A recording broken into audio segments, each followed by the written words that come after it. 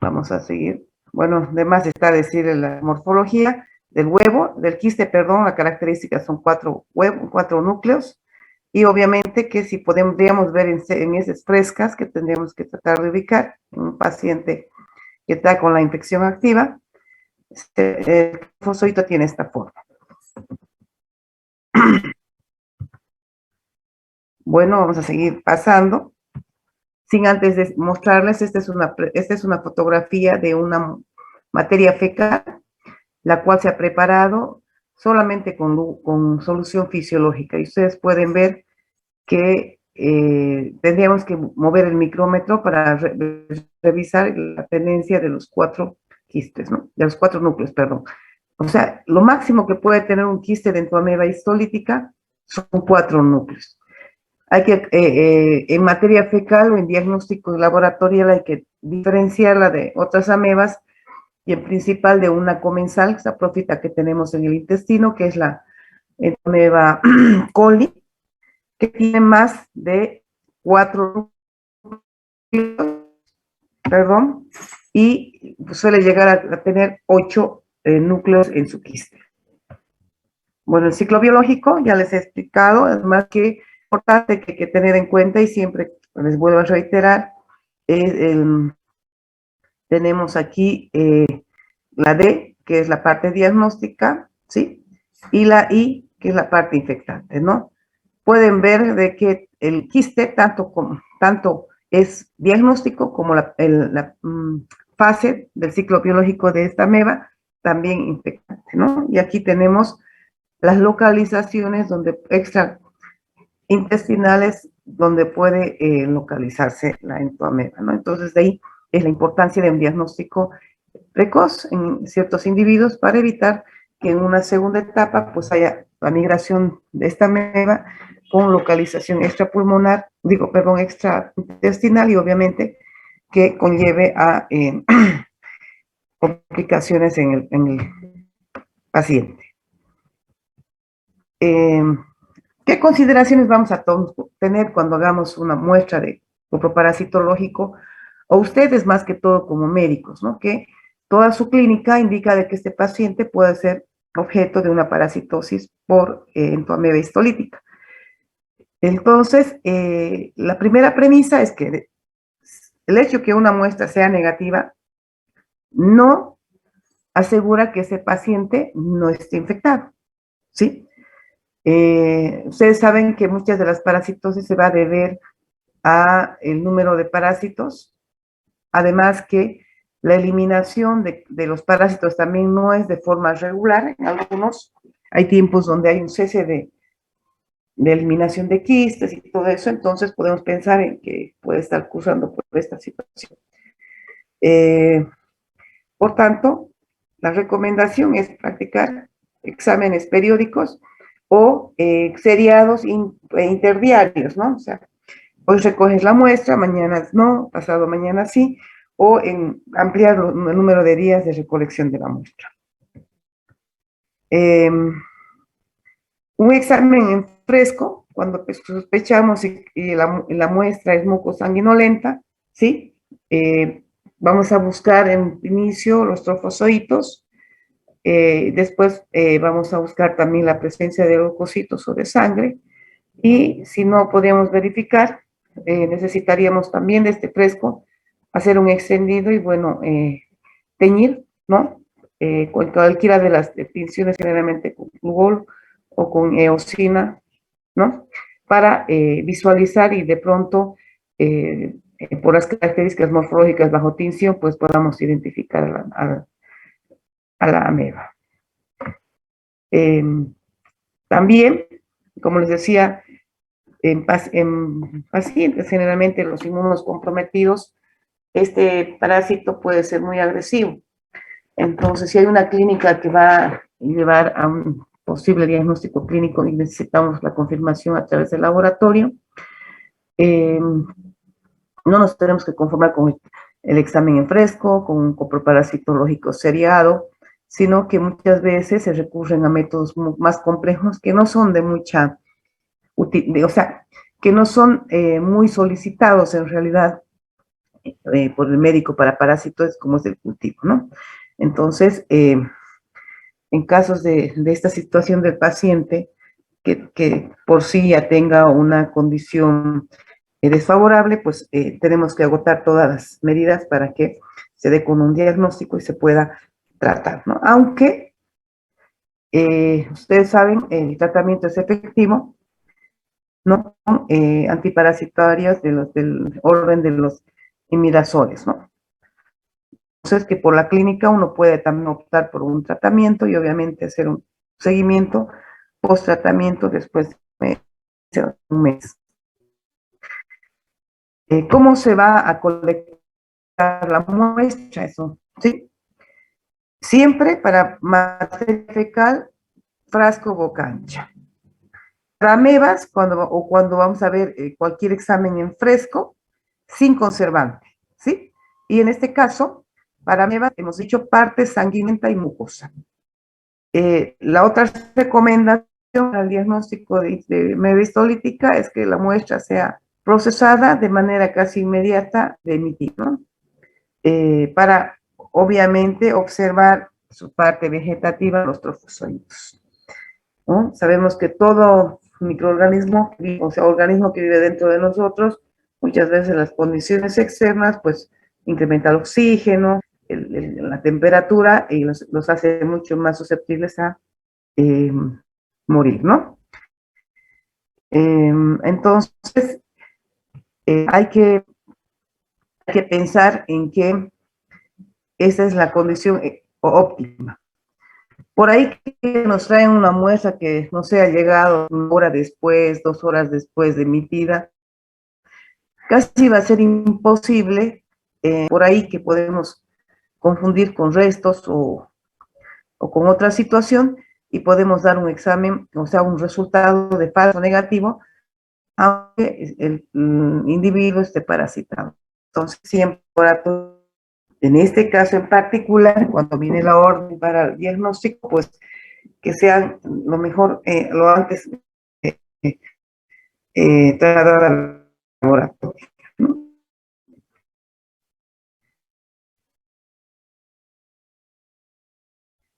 Bueno, estas herramientas materiales necesarias para que considerar para todo el año, ¿sí? Sí, locales en o sea, tenemos que, ¿sí? Láminas portaobjetos, láminas cubreobjetos, suero fisiológico al 8.5 o al 0.9%, que es lo mismo que el 8.5 por partes de mil más o menos aproximadamente. Una solución del WOL que se prepara en laboratorio que tiene yodo.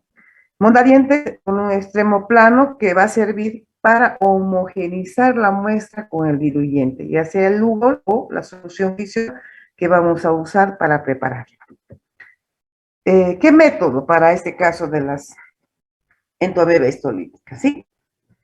Vamos a tomar el portaobjeto, se coloca una gota, vamos a dividirlo en dos partes, en un extremo vamos a colocar una gota de solución fisiológica, en el otro extremo otro de Lugol, y obviamente con dientes se va a tomar una pequeña porción de la muestra y se hace una emulsión, ¿no? Vamos a diluir esa porción en esta gota, ya sea una parte del suero fisiológico y después vamos a traspasar al Lugol. Nunca hacer primero el Lugol y la solución fisiológica porque puede ser tóxica y nos va a limitar la visualidad de movimiento tal vez de algún trofozoito, ¿sí? Es recomendable siempre que cuando se preparen muestras con materia fecal, pues, por la densidad mismo, se tiene que tomar alícuotas muy pequeñas a fin de que pueda tener una distribución fina y delgada del material de las heces, pues permiten esta capa delgada visualizar a los parásitos, ¿sí? Entonces, una vez emulsionada, hay que cubrir con un portaobjeto y obviamente vamos a eh, eh, llevar les decía que hay que recorrer de extremo a extremo en la preparación para poder abarcar toda la superficie y dar un resultado fidedigno. yo les decía y siempre les hago recuerdo de que toda patología, al menos parasitaria o cualquier otra patología que presente un individuo, donde se presenten varias síntomas y sintomatología parecida, siempre hay que ver y tender a generar un flujo de situaciones que nos vayan a hacer a diferenciar de otras patologías, ¿no? Entonces, no es la excepción este caso, y siempre eh, se dice que si cuando estamos observando, nos haremos inmediatamente la pregunta, ¿frente a qué tipo de ameba nos encontramos? ¿Es histolítica o es coli? Para decir es histolítica, tenemos que ver que tengan 4 núcleos. Si tiene más de 5 núcleos, va a ser coli. Esa es la primera descarte que tenemos que hacer al momento de dar la respuesta, ¿no? Entonces, otro es el tamaño, la coli es un poquito más grande, si hay movilidad, el tipo de protoplasma, pseudópodos y núcleo, ¿no? Esto ya con el orden de un técnico muy calificado, que bueno, obviamente, para nosotros el micraje todavía es un poco, digamos, susceptible a no diferenciar con el simple hecho de observar. Pero una persona que está en el laboratorio fácilmente ya va a tener dimensionado 10 micras, 20 micras, 15 micras, 40 micras, ¿no? Entonces, esta lámina también la conocen, ¿sí? Si nosotros nos ponemos a ver, por ejemplo, esta es nuestra patógena, ¿sí? La que tenemos acá, esta es nuestra coli, pero no nos olviden que no es recorte a los huevos ni las parásitos recorte a un molde. Pueden haber más grandes, pueden haber más pequeñas. Entonces, muchas veces se ven casi iguales estas dos, ¿no? Por eso les decía, el primer filtro, cuando uno esté observando, tiene que ser el número de núcleos. El otro, la coli generalmente está multivacuolada, como pueden ver si es el trofozoito. Y esta Harmani, que también tiene una patología que tiene eritrocitos en el interior, o sea, pero tendríamos que trabajar con un atlas hasta que agarremos la experticia, ¿no? Ya habíamos visto estas pequeñitas, ¿no? La Bushley, que tiene una vacuola grande, que se tiñe bien de pardo cuando lo teñimos con Lugol, y esta chiquitita que es la Hemenolepis nana, enanita, ¿no? Estas dos se consideran saprófitas, estas tres, pero hemos dicho también que estas en condiciones especiales podrían ser patógenas. Pero sí, la patógena por excelencia es la entomega histolítica. La técnica de PCR está de moda, ya les decía que es una técnica que tiende a encontrar en restos y formar un ADN, ¿sí? Bajo la premisa de que es como querer hacer un plato y lo que hacemos es colocarle en ciertas cantidades los elementos, los ingredientes, y se van copiando, ¿no? Eso es la PCR en términos vulgares, ¿no? Obviamente que la técnica PCR, en todos sus aspectos y para cualquier diagnóstico, es una prueba muy sensible. ¿Qué quiere decir? Vamos a cotejar un ADN en particular, ¿no? Entonces vamos a decir es coli, es Histomega histolítica o es cualquier otra especie, ¿sí? Es una técnica ya que se usa de investigación, ¿sí? Para hacer la diferenciación, ¿no? A nivel genético. Yo particularmente como profesional del área no la recomendaría para un diagnóstico común, ¿sí? Y lo dice aquí también, es una técnica de costo elevado, mucho menos en un país como nosotros, que puedes pagar 20 pesos y tener un diagnóstico si es que una muestra está tomada en las condiciones adecuadas, la técnica de diagnóstico se la hace en el tiempo preciso y obviamente que la muestra llegue al laboratorio también bajo las condiciones que se requieren, ¿no? Y obviamente también tiene además otro costo aparte de la misma técnica, que los técnicos o los profesionales que vayan a trabajar en esta técnica, pues tienen que ser preparados, ¿no? Hay que capacitarlos también. El cuadro clínico, vamos a recordar, colitis necrosante, ¿sí? Cuando se extiende, hemos dicho que producían como botón de camisa, iban perforando las paredes del intestino, parecía un botón de camisa, pero en la parte ya interna, en la lumen del intestino, pues se horadaba como bolsas y iba lesionando en forma gradual el tejido. Y habíamos dicho de que es una parásito en realidad que tiene un aparato enzimático muy complejo que le va a permitir causar este daño, ¿no? Lisar los tejidos, las proteínas, y obviamente, pues, si alcanza circulación, pues su movilización a otros órganos, ¿sí? Como toda enfermedad, no es la excepción. Los grupos de riesgo son los niños y obviamente los ancianos. Y un componente más, desnutridos y que reciban una terapia con corticoides. Los corticoides, si bien son de alto uso, digamos, para situaciones antiinflamatorias, para situaciones de una reacción a la hipersensibilidad, ¿no? O asma, artritis, por ejemplo, su reacción secundaria es producir una inmunosupresión. Y si ese es desnutrido, no come muy bien, al menos todo lo que son proteínas, que son las bases para formar las inmunoglobulinas y las defensas, pues estamos en desventaja, ¿sí?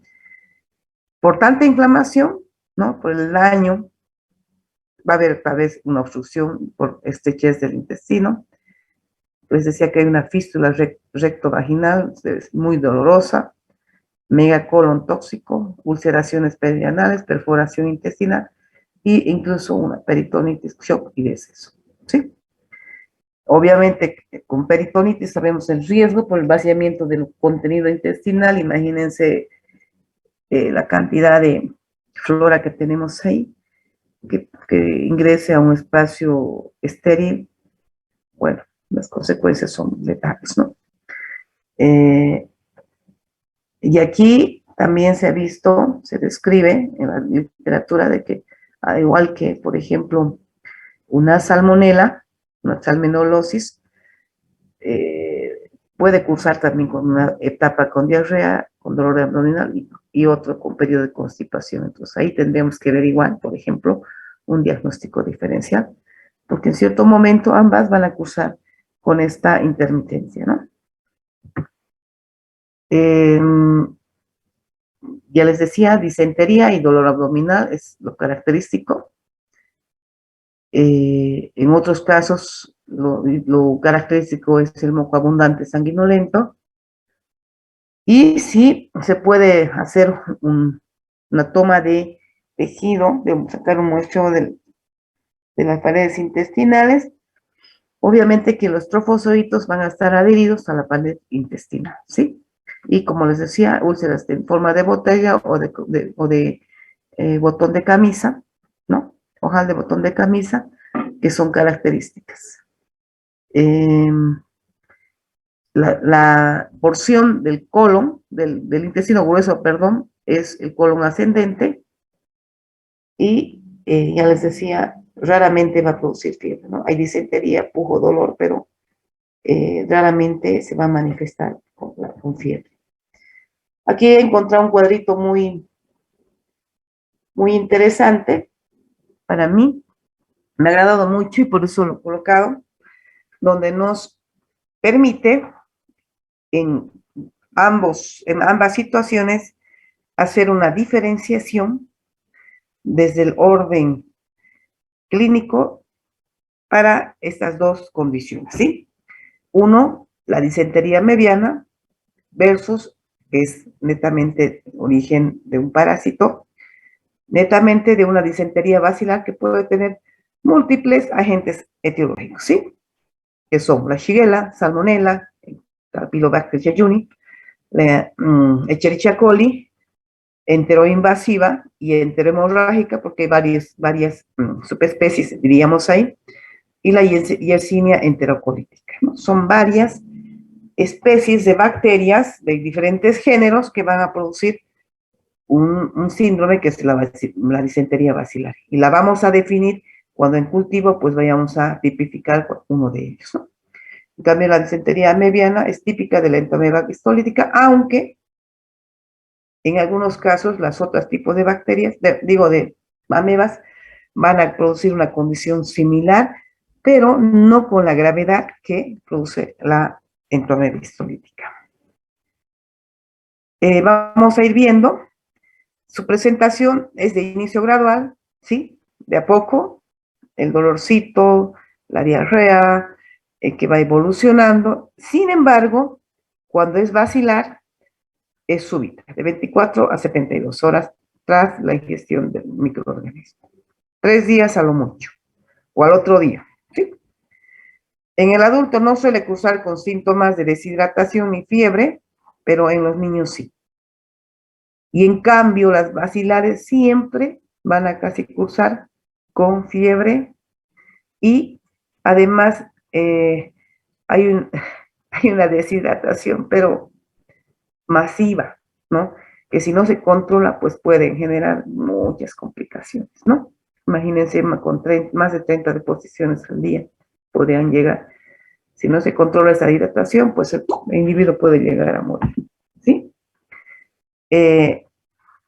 ¿Cómo se ve en las heces? Sangre y moco, ¿sí? Aquí también sangre y moco. Las amebas, presencia de glóbulos rojos en su citoplasma, pueden estar semiformadas y aquí líquidas, ¿sí? Entonces, semisólidas o moco y sangre, líquidas, pero también hay moco y sangre. No suele asociarse a un síndrome constitucional, la pérdida de peso es menor si es en niños, o sea, no va a afectar directamente, digamos, como no hay tanta deshidratación, no va a generar, digamos, la pérdida total del apetito, entonces no va a incidir de manera muy abrupta en el tema de el adelgazamiento, pérdida de peso. En cambio aquí hemos dicho que tal es el malestar que va a generar una anorexia grave, ¿sí? Puede haber intensa proctitis, que puede ser un prolapso rectal, y esto obviamente es consecuencia del número de deposiciones, ¿no? Aquí hay un dolor abdominal en el 90%, aquí no es tanto el dolor abdominal, hepatomegalia muy frecuente, tenesmo rectal severo en el 50%, ¿sí? Y son moderados, en cambio aquí son severos, ¿no? Vayamos yendo un poco a diferenciar. Hepatomegalia a la palpación, no hay hepatomegalia en la disentería basilar. Complicaciones, ahí puede haber perforación, amebomas, megacolon tóxico, hasta peritonitis, hemos dicho con la ameba. Frecuencia aparición de leucocitos en heces. Úlceras en colon difusas realmente no atraviesan la lámina propia, ¿sí? En cambio aquí sí, ahí puede haber una perforación. No suele haber leucocitos en las heces. Complicaciones asociadas puede ser absceso hepático en el caso de las amebas, colitis necrosante aguda, ameboma, amebiasis cutánea, fístulas rectovaginales. En cambio, las complicaciones asociadas a la disentería basilar, hay convulsiones, sobre todo en niños, alteraciones metabólicas como hipoglucemia, hiponatremia, obviamente, ya les he dicho, subconsecuente a la deshidratación masiva, que provoque una obnubilación y coma o síndrome urémico hemolítico. Esto sí es grave, ¿no? Y aquí, tratamiento de la amebiasis invasiva, y como les digo, el tratamiento es sencillo: metronidazol, tinidazol, cloroquina más, o la paramomicina, la iodoquinol, o sea, tetraciclina, ¿sí? Y el tratamiento de la colonización a una memicida intraluminal, ¿ya? Entonces, el tratamiento es sencillo, ¿sí? No, si estamos sospechando de una ameba y le damos metronidazol, vamos a estar haciéndolo bien. Si estamos sospechando de una disentería basilar, tenemos que dar antibiótico, ¿no? Y tenemos que ver cuál es la más complicada. Dar metronidazol, dosis pequeñas y ver cómo evoluciona, ¿no? Hasta que tengamos un reporte del laboratorio. Y aquí vamos a ver un casito clínico. En realidad, no vamos a ver un caso clínico, sino lo que puede ocurrir cuando se nos complica. Vamos a decir, la ameba histolítica puede producir lesión o localización o síndromes o enfermedad extraintestinal, ¿sí? Les había dicho que es el más frecuente, es el hepático, también hemos dicho que puede agarrar pulmón o, en su defecto, el cerebro, ¿sí? Obviamente, yo les decía que una vez que ha trasvasado el lumen del intestino, va a agarrar cualquier vena o arteria de circulación, obviamente, que va a ir a través de la porta el hígado, ¿no? La mayoría de los parásitos que pueden hacer localización extraintestinal, el primer lugar que van a poder tomar es simplemente el hígado por la circulación de la zona, ¿no? En la mayoría de estos casos se detecta infección intestinal, o sea, se puede tener la localización extraintestinal y, obviamente, el origen de esa infección, el foco, sigue siendo el intestino. Los adultos jóvenes son los más afectados y puede presentar incluso a los meses o años de la exposición del parásito. Por ahí está fuera del hígado, perdón, fuera del intestino, ya la medicación propia para poder eliminar los parásitos a este nivel no va a llegar al hígado. Y ahí el parásito pues va a estar haciendo de las suyas, ¿no? Va a ir creciendo y muchas veces los hallazgos son de manera ocasional, cuando el paciente adolece alguna situación por compresión, están pensando en una enfermedad propia del hígado y nos damos el chasco con la identificación del absceso, ¿sí? El cuadro clínico ya es fiebre, escalofrío, sudor, dolor abdominal y hepatomegalia sensible a la palpación. Puede haber tos y estertores a la base del pulmón derecho, a la auscultación, que puede confundirse, ¿no?, con un síndrome respiratorio. Como les decía, veíamos ayer en teoría el tema de las eosinoides estercorales, ¿no?, las larvitas. No nos imaginamos, si no lo entenderíamos, no lo estudiaríamos, que puede estar en esa localización en un momento, pensando en tuberculosis, en una neumonía, inclusive una neumonía por hongos, ¿no? Menos por un parásito, ¿no? La ictericia es inusual, los síntomas son agudos, pero pueden ser crónicos acompañados de anorexia y pérdida de peso. Seguramente ahorita me van a decir, usted ha dicho que la pérdida de peso en los diagnósticos diferenciales de la disentería bacteriana se da en el segundo caso. Pero aquí estamos hablando de una localización ya fuera del intestino, cuando este parásito ha alcanzado hígado. Entonces, ahí se va a manifestar ya la anorexia y la pérdida de peso. Cuando hacemos pruebas de laboratorio, ya en un hemograma, vamos a encontrar incremento del número total de glóbulos blancos, por tanto hay leucocitosis, pero no están aumentados los eosinófilos, por tanto no hay eosinofilia. Hay anemia, eritrosedimentación elevada por la inflamación y aumento de la fosfatasa alcalina, que es una enzima que mide daño visual. Y la bilirrubina está elevada en el 50% de los casos porque hay una compresión y hay una afectación directa del hígado. Las complicaciones incluyen infección bacteriana, ¿no?, una sobreinfección, ruptura del acceso hacia la cavidad pleural, pericardial y peritoneal, shock séptico, muerte, y pueden ocurrir raramente metástasis de amebas hacia otros órganos. Entonces, como pueden ver, el cuadro se nos complica y lo que no podemos pensar en su momento, decir, ha entrado por el estómago, por la boca, se nos va a quedar por ahí, las consecuencias que pueden tener a larga data. ¿Alguna pregunta hasta aquí? ¿Jóvenes? ¿No hay preguntas? Bueno, tengo mucho para mostrar aquí. Vamos a ver este casito crítico.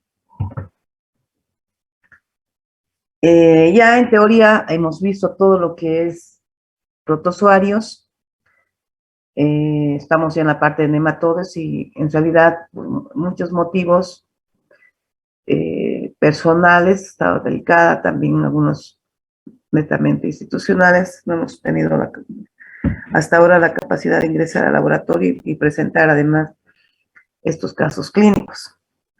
Tengo varios, los voy a subir a la tarea, por eso esperaría que me manden bien organizados sus grupos para poder asignarles y qué necesito de los casos clínicos. Cuando uno revisa un caso clínico, siempre hay una introducción, este es de una sarcocistiosis, ¿sí? Y esto es en el Perú, y hay un antecedente siempre donde nos introduce en el caso clínico, no lo vamos a lecturar, y aquí, en la descripción, en este caso, hace una descripción concisa, breve, de las características del parásito, ¿sí? De las localizaciones, y aquí además hace, como les digo, dice que hay una diferencia eh, muy notoria en la morfología de los sarcocistis de los diferentes animales. Hemos dicho que esta ingresa por el vía oral y luego va a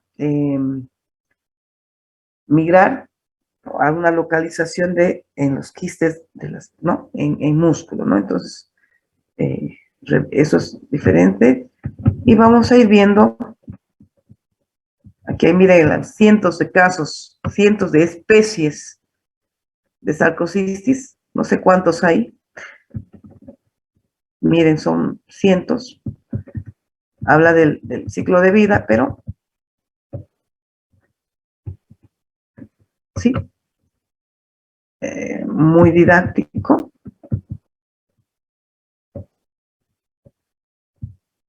Y está explicando cada una de estas situaciones y en lo que, en realidad, ya.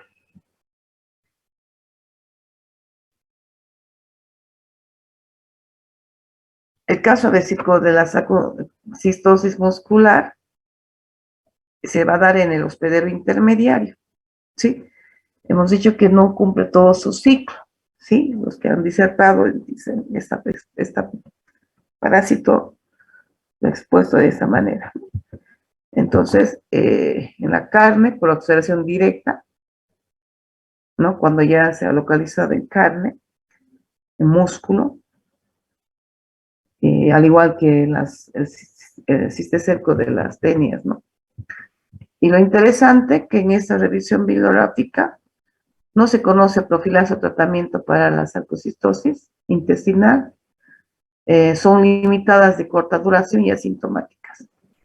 Pero se dice la eficacia del cotrimoxazol quedan a ser demostradas, ¿no? Entonces, por ahí que sospecho que he comido carne de, no sé, procedencia dudosa, pues puedo tomar mi cotrimoxazol 5 días cada 12 horas y en cierta manera, si estoy a la sospecha de algo, me puede servir porque no voy a dejar que se instale la parasitosis, ¿no? Eso es lo que quería mostrarles, ¿sí? Y bueno, a manera de que se los vamos a pasar porque es una revisión muy interesante, donde para que puedan estudiar lo tiene mucho mejor, ¿sí? Aquí vamos a ver, todavía tenemos tiempo, un caso de la isospora Bain, ¿sí? Pero con una particularidad, en paciente con VIH. Estos pacientes con VIH van a ser muy susceptibles a estos parásitos que se dicen no patógenos, comensales, comenzando desde la coli, la iodoameba, la Endolimnas nana, más aún esta isospora belli, que le va a generar una afectación muy, muy, muy agravante y que en casos de no controlarles, pues puede generar la muerte, ¿no?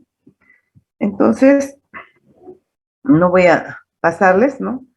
Aquí está una referencia que yo les decía ya, son infecciones oportunistas, ¿no? En pacientes, no solo con VIH, ¿no? Cualquier otra persona que puede ser, por ejemplo, una persona trasplantada, una persona que está tomando o condenada a tomar corticoides por una enfermedad, por ejemplo, a ver, autoinmune, que puede ser, o pues reflejo un asma muy severo, las artritis, una rosácea, un lupus eritematoso sistémico, entonces que van a vivir anexadas, o sea, con corticoides, pues pueden ser pacientes candidatos a tener una afección de esta naturaleza, o sea, ¿no? Entonces, eh, ¿cómo qué tipo de estudio se ha hecho? Retrospectivo, ¿sí? ¿Qué quiere decir? Que, o sea, cuando se habla de retrospectivo, se hace referencia a que se ha revisado, tal vez una historia clínica, expedientes de pacientes con VIH y que han sido diagnosticados en su momento con la isospora belli en el hospital del Perú, ¿sí? Del hospital Lambayeque de Perú, ¿sí? Ha sido en un buen tiempo, un periodo muy considerable, 2013 a 2016, 3 años, y se realizó un análisis documental de cuál ha sido el comportamiento de estos pacientes, ¿no? Entonces, ¿a qué resultado se ha abordado? ¿Sí? 7 pacientes, ¿sí? Eh, que se ha demostrado en los ooquistes del parásito, ¿sí? Los vamos a ver para hacerles recuerdo, ahí está, ¿sí? Ovalados, con un núcleo, ¿sí? Están teñidos y en materia fecal lo veríamos así transparentes, ¿sí? Pueden verlo acá. Y si yo tendría que decir, puede ser una larva de estrongiloides, aunque tendría que ser curvita, y ver el esófago. Entonces, ingresan en agosto con diarrea acuosa asociada a vómitos y dolor abdominal y un tiempo de enfermedad de 3 semanas.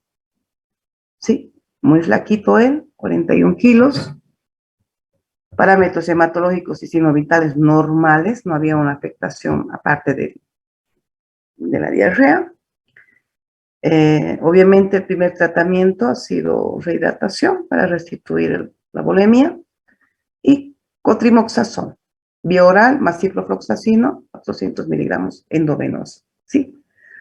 Durante 6 días, medicamentos usados regularmente contra diarrea en pacientes por infección de VIH. O sea, no es lo mismo abordar un paciente normal que un paciente VIH, igual que cualquier otro tipo de enfermedad. No es lo mismo abordar a un paciente pediátrico, a un adolescente, a un adulto normal hasta los 50, que abordar a un adulto mayor y más que todo si es que va en 10 años, de 60, 70, 70, 80 o más de 80, ¿no? En infecciones, en enfermedades infecciosas hay que ser muy agresivos desde un inicio para poder contener el cuadro, ¿no? Entonces aquí, seguramente en este hospital, como dicen, ya era establecido un protocolo de atención para este tipo de pacientes. Paciente con VIH, si cursa con esta enfermedad, pues este es el tratamiento. Si cursa con esta sintomatología o se sospecha de esto, con esto, ¿no? Entonces, como pueden ver, 2 antibióticos de amplio espectro y es dado de alta y entre el año 2014 y la actual el paciente presentó múltiples recurrencias diarreicas, siendo 10 episodios los más graves. Las 2 últimas recurrencias fueron en mayo y octubre y se hizo estudio coproparasitológico de coloración de Ziel-Nielsen, encontrando en ambas oportunidades empezaron a tener respuesta al tratamiento, ¿no? Y recibir profilaxis con, ¿sí? Entonces aquí se ha tenido que subir y ¿qué se le ha dado? Metronidazol y nitazoxamida, ¿sí? Entonces, le han resuelto en cierta manera, lo han inhibido, pero no han eliminado el parásito.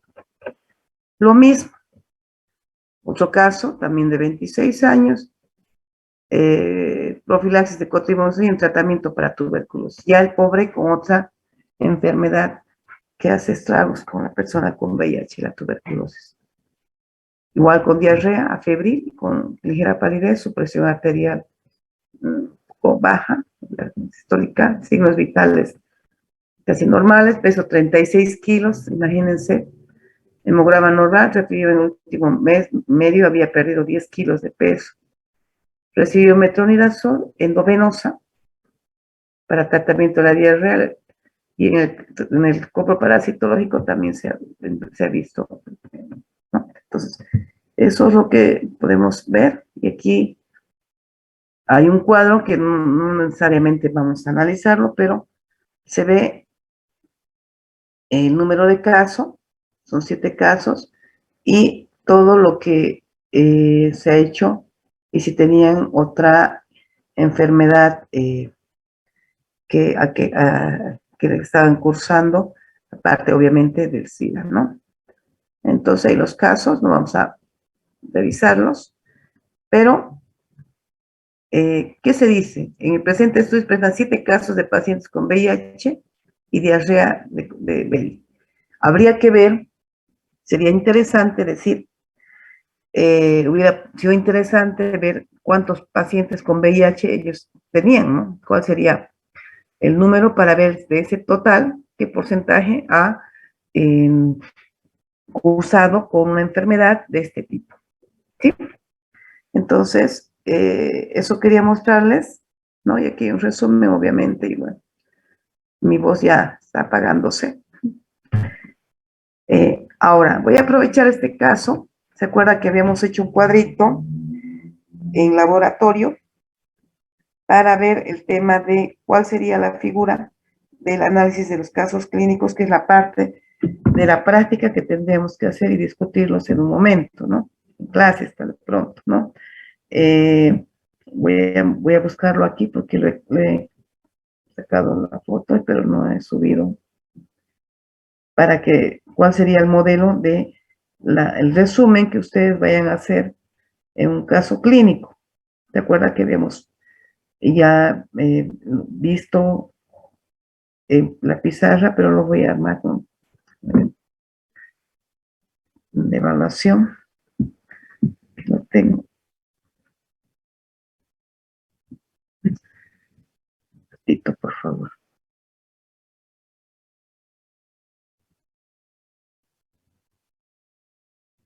Pero lo que teníamos que hacer era identificar al paciente, ¿sí? Lo voy a hacer el cuadro, no, varón, por ejemplo, en estos casos, la identificación es varón, 45 años, ¿sí? Y ¿qué tiene? ¿Sí? Lo segundo, cuáles son los síntomas o la condición en la que ingresa.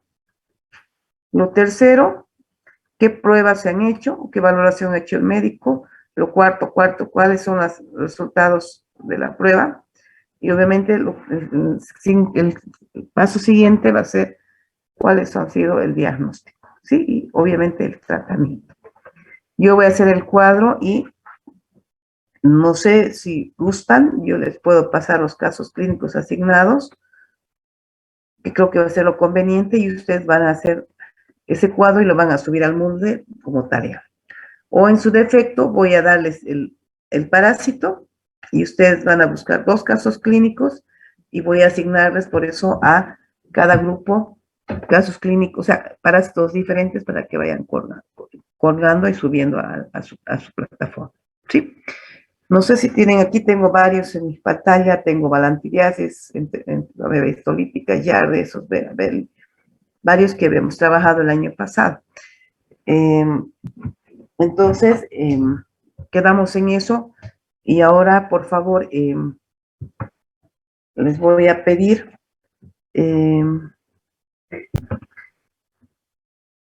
hagan sus comentarios, sus consultas, por favor, para que podamos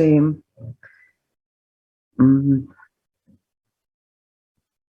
quedar en alguna situación o aclarar para que porque yo voy a subir sus tareas ya, creo que mañana tengo varias tareas para subir, pero como les digo, he tenido un incidente, unos, tengo que corroborarnos el grupo y asignar las tareas para que puedan ir trabajando. ¿Alguna consulta? Sí, doctora, disculpe, ¿cuánto tiempo vamos a tener para realizar las tareas? No, no les voy a, o sea, les voy a ir dando una por semana más o menos, ¿sí? Para que vayan subiendo y algunas las vamos a presentar en clase, o sea, vamos a leerlas, ¿sí? Tal vez en pizarra, y si no, tal vez conseguimos una lámina y vamos a ir revisándolas, porque muchas veces, algo importante se nos puede ir, ¿no? Entonces, va a ser eso, ¿no? Pero ya con la presentación ya tienen su calificación y algunas vamos a tener que discutirlas, ¿no? Porque si no, no tiene razón de ser, ¿no? O sea, cualquiera la va a revisar, lo va a hacer bonito, entonces no va a haber una discusión, ni un conocimiento, ni una socialización con sus compañeros. ¿Ya? Pero se van a tener tiempos pausados, no va a ser de que les voy a dar y quiero todo para mañana, no. Vamos a tener tiempo para ir una tarea de forma regular, ¿no? ¿Alguna otra consulta? Gracias por la consulta, Cristian. ¿Alguna otra? Doctora, Sí, sí. perdón. Sí, Reina y después Franco, por favor, que también ha pedido. Bueno, doctora, algo que no lo había entendido bien era si esos casos le iba a pasar a una persona del grupo o lo iba a subir a Moodle. Por eso, o sea, yo les decía, no sé, eso quería que, gracias por la consulta. Yo puedo darles los casos ya encontrados, ¿sí? A cada grupo les voy a subir como parte de la tarea en sí, ¿no ven? Lo puedo asignar. ¿O prefieren ustedes que solamente les dé el parásito y ustedes buscan sus casos clínicos? Eso lo definamos ahora. ¿Qué es más conveniente para ustedes? ¿Me escuchan? Doctora, sería mejor que nos dé el parásito para que nosotros desarrollemos el caso.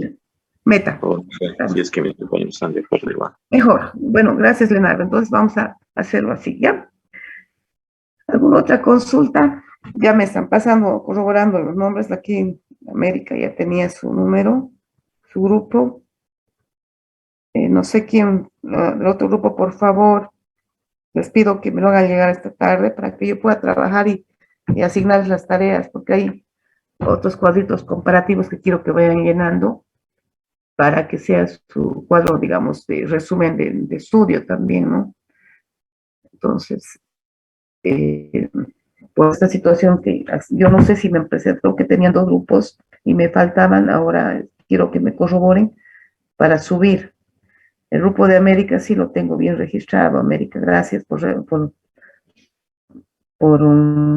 me lo ha mandado el 24 de junio, la primera vez. Entonces, por favor, los demás quiero que me lo manden de manera inmediata. Así yo me organizo, nos organizamos y ustedes tienen tiempo para ir trabajando. Bueno.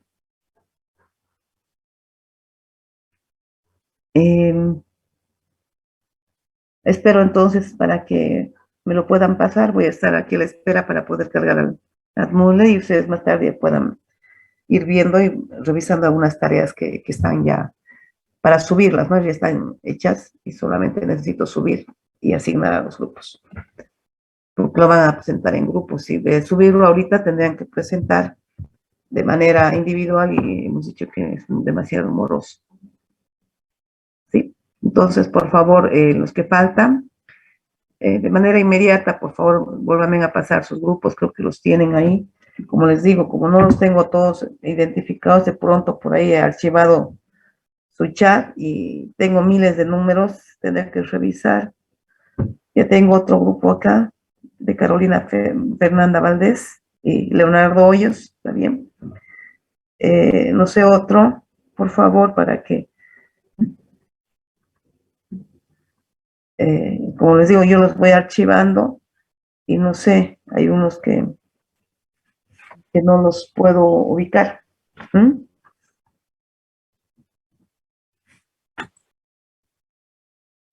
Entonces quedamos que hasta la tarde, por favor, me terminan de confirmar sus grupos, ya tengo 2 reconfirmados en realidad, y para que y vayan revisando ya mañana su tarea ya.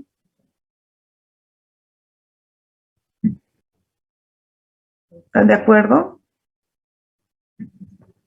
Sí, doctora, está bien. Listo. Sí, doctora. Ya. Por favor, otra recomendación, intenten seguir buscando muestras. Estoy teniendo dificultades para conseguir muestras de materia fecal y quiero entrar con ustedes al laboratorio para que trabajemos ahí y no nos quedemos con los dibujitos, sino que podamos evidenciar y que vean ustedes que en la práctica se ven así de muy